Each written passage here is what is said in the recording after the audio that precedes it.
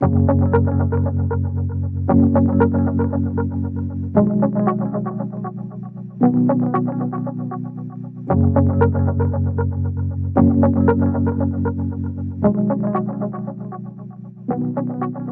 empezar, Susana? Sí, perfecto. Pues la interoperabilidad yo creo que la podríamos definir como la capacidad de comunicación que tienen dos plataformas.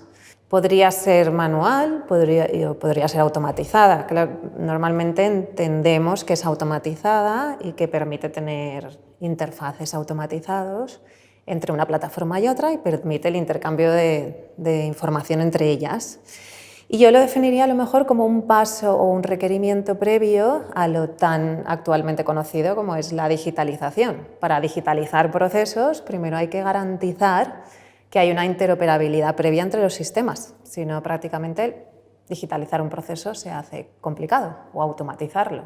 Sí, estoy de acuerdo con lo que estás diciendo, Susana, porque al final el conjunto de datos que se tiene que normalizar de alguna forma para que dos entidades, en el ámbito de la administración, de las empresas, puedan compartir, ¿no?, esa información y esos datos que previamente han sido tratados en una utilización común, ¿no? Nosotros en las administraciones públicas venimos trabajando en los últimos años en el intercambio de esos datos porque conseguimos ser más eficientes y por lo tanto dar un mejor servicio a la ciudadanía, que es el objetivo y el fin último que tenemos con la interoperabilidad.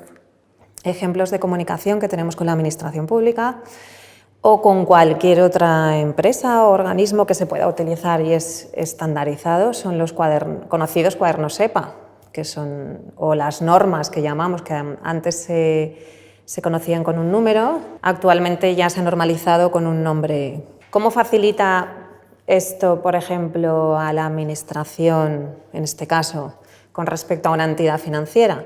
Pues si tiene que domiciliar el IBI, el cobro del impuesto del IBI, de la contribución a sus contribuyentes, en lugar de hacer un cargo uno a uno, el tener este interface normalizado pues permite lanzar recibos de forma masiva y entonces el banco los gestiona con los contribuyentes. ¿Beneficio de esto? Pues yo creo que es por ambas partes que comunican sus sistemas porque se automatiza un proceso que de la otra manera manual sería muy lento y muy complicado, muy alargado en el tiempo, y por supuesto al ciudadano final.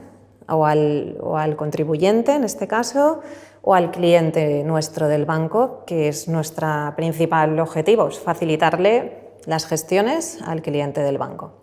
Estoy de acuerdo con lo que dices y en la administración sí que hemos trabajado mucho en la interoperabilidad entre administraciones públicas. Hace ya 11 años que se realizó el primer marco legal en materia de interoperabilidad, pero después tuvimos un cambio muy importante con la nueva ley de administración pública, de derecho administrativo, que es la ley 39/2015, que esa ley sí que supuso un cambio de paradigma, porque lo que pretendía es que cuando un ciudadano presentase una solicitud a la administración, la propia administración pudiese comunicarse con el resto de administraciones públicas para pedir la documentación que fuese necesario, información de un ciudadano, sin necesidad de tener que aportar esa información un ciudadano.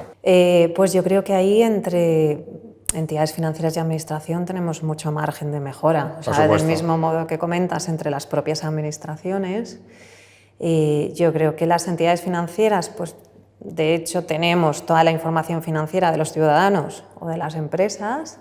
Se puede aprovechar toda esa información que ya tenemos almacenada en nuestros sistemas para cualquier proceso que necesite la administración, cualquier trámite que necesite de este tipo de información financiera. Si trazamos caminos de interoperabilidad entre ambas entidades, facilitárselo también al ciudadano o a la empresa final. Y otra idea puede ser, por ejemplo, los procesos de contratación pública.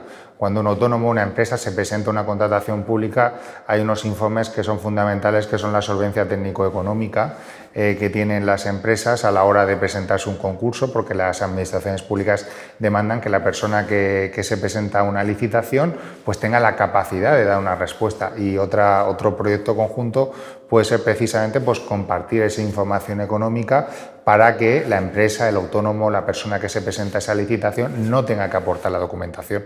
Perfecto. Es otro de los proyectos que podría salir de esa interoperabilidad. Exacto. No, es que de hecho no solamente es compartir la información, sino que ofrecemos la plataforma digital del banco para que se conecte a través de esa interoperabilidad con la plataforma de la Administración y se pueda seguir a la presentación de esas solicitudes.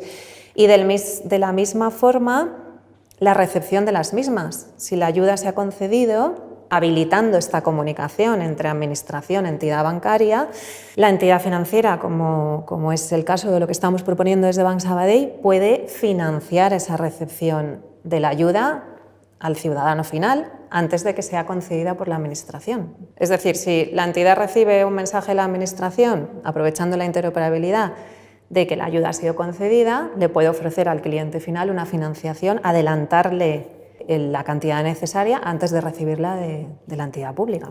Sí, son ideas muy sugerentes y que puedan ayudar pues, a ser todos más eficientes, ¿no? Y que la información la podamos compartir y que podamos ayudar a los ciudadanos y en este caso pues, a los clientes de las entidades financieras.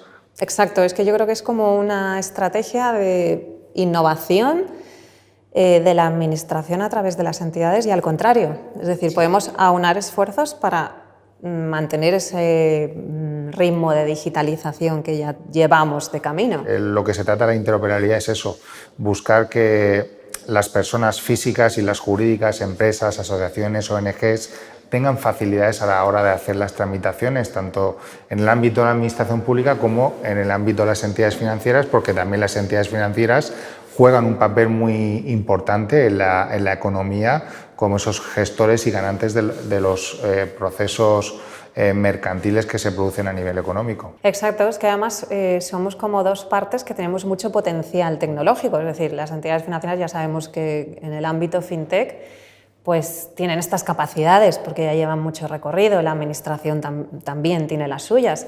Entonces, ¿por qué no utilizar ambas para conectar y no pedir, como tú dices, al ciudadano doblemente la información si ya tenemos esos datos? Otro ejemplo claro que puede hacer entender la posibilidad de mejora de futuro. Cuando un proveedor de un ayuntamiento tiene que cobrar porque es proveedor del ayuntamiento, a la empresa le piden ir a su entidad bancaria a que le certifiquen que su cuenta bancaria está en un papel certificado con un cuño. Y esto, a las alturas que estamos, pues parece ridículo, ¿no? Es decir, exactamente, creemos una interfaz o un proceso de comunicación donde esto ya esté consultable desde el ayuntamiento, puedan ver que esa es la cuenta. Claro, porque al final, si una administración estamos concediendo una subvención y la entidad financiera tiene la información de que esa subvención ha sido concedida, pues no hay mejor solvencia, ¿no?, que la garantía de una administración que ha concedido una subvención y directamente se pueda adelantar el dinero para que pueda hacer frente al gasto por esa subvención. Así que es una idea muy positiva que al final pues, van a tener como beneficiarios las personas y las empresas de nuestro entorno. Exacto, no solamente es facilitar la tramitación y el servicio, sino además ayudarles en sus retos. Sí, yo creo que sí, porque al final hemos tenido que dar respuesta más acelerada, ¿no?, a lo que se estaba produciendo, sobre todo cuando se produjo el cierre total, ¿no?, con los primeros estados de alarma, donde se tenía que continuar dando servicios públicos y nos teníamos que comunicar. Yo creo que ahí supuso una aceleración de ese proceso y la pandemia ha tenido muchas consecuencias negativas, pero también ha tenido otras positivas y mirándolo desde el punto de vista del optimismo, pues también pues, ha ayudado a potenciar estas relaciones y que hoy podamos estar teniendo debates como lo que estamos teniendo, pues una entidad financiera y yo como representante de la Administración, pues podamos tener debates de este tipo, de cómo podemos avanzar en el futuro para prestar un mejor servicio. Es cierto que a lo mejor casos o ejemplos claros entre Administración y entidad no tenemos ninguno que haya sido causa la pandemia que se haya puesto en marcha. Pero entre distintas plataformas sí, por supuesto. Es decir, dentro del banco hemos acelerado un montón procesos que probablemente estaban previstos o no estaban ni previstos en el pipeline. Dentro del banco pues se han adelantado y se han hecho en meses o semanas para facilitar la situación de cierre, está claro. Sí.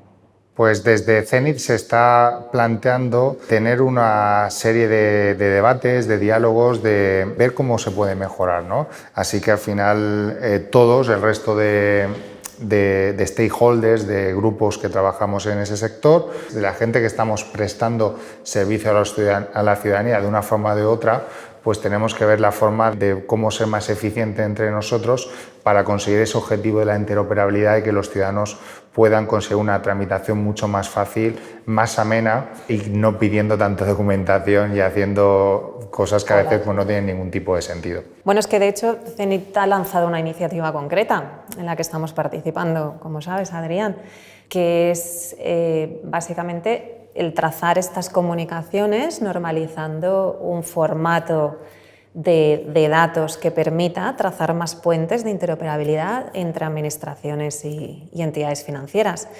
En concreto, es un grupo de trabajo en el que participa Diputación, por supuesto, ayuntamientos, Suma, el CENIT es el dinamizador del grupo de trabajo y estamos el Banc Sabadell también como participantes. Y hemos lanzado un poco esta propuesta de ver determinados casos de uso concretos que podríamos construir un puente de interoperabilidad entre administración y entidades. Entonces, con esos casos de uso concretos podemos normalizar esa comunicación y es algo que CENIT está ahí construyendo, liderando con este grupo de trabajo tan amplio. Tenemos un trabajo interesante. Por delante, exactamente, sí. Porque es que además si conseguimos trazar esta mensajería o construir esta mensajería de datos normalizada y tipificada claramente, puede servir no solamente para nosotros, sino como comunicación entre administraciones y otras o entre entidades y empresas. Es como generar un lenguaje normalizado de comunicación, que yo creo que es un buen reto. Sí, un buen reto tendremos, sí, desde luego. Bueno, pues Adrián, un placer tener esta conversación contigo tan cercana, tan de confianza. Igualmente, Susana. Y donde creo que hemos llegado a la conclusión de que tenemos mucho camino y muchas opciones por construir juntos y facilitar el servicio a los ciudadanos y, por supuesto, ayudarles en la situación complicada que están viviendo. Desde luego que sí, porque este diálogo está siendo interesante y al final vamos a poder hacer las cosas mejor que lo que estábamos haciendo anteriormente. Así que es muy positivo. Así que un placer, Susana, y contar, por supuesto, por colaboración de la Diputación de Alicante pues, para prestar mejores servicios públicos.